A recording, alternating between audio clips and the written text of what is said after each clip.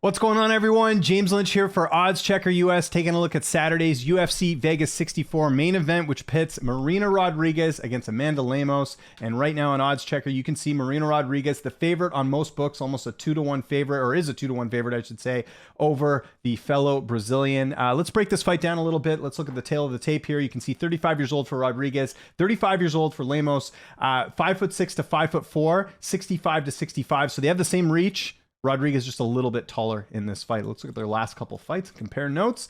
Rodriguez is coming off a nice win over Yan Shonan, getting a split decision there. Has a win over Mackenzie Dern as well. Very, very big win there. Michelle Waterson-Gomez, nice victory there. And then she still is the only fighter to finish Amanda Ribas, which was a very impressive performance at UFC 257. Just the one loss to the current bantamweight champion, Carla Esparza. That was a split decision loss. Some people felt like Marina did enough to get that fight. Her wins are not necessarily pretty, but she gets it done.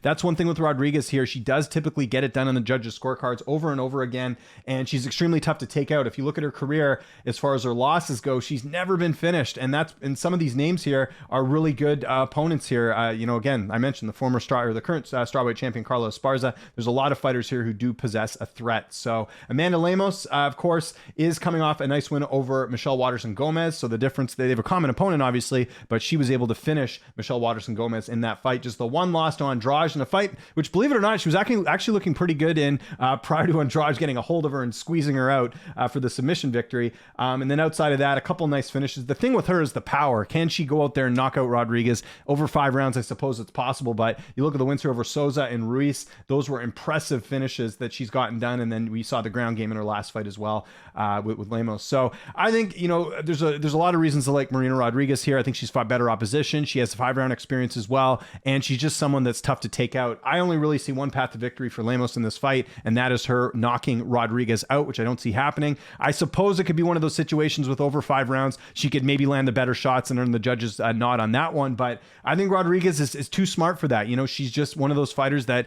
puts the fight in her world, and I could see her doing that in this fight. I think Marina Rodriguez is likely going to win a decision in this one, so maybe you look for that decision prop here on some of these odds, which I think is better than the typical 2-to-1 favorite in this fight. But I do see Marina Rodriguez getting her hand raised on Saturday night. So I want to know what you guys think in the comment section below. Who are you picking in Saturday's main event? How do you think it goes down? Follow me on Twitter and on Instagram at Lynch on Sports, and also keep an eye on the OddsChecker US YouTube channel. You'll see my preview every week I do with Ben, where we go through the entire main card, including this fight here in the main event. And hit that like button, hit the subscribe button, hit that notification bell. I'm James Lynch. Thanks so much for watching, and I'll see you next time.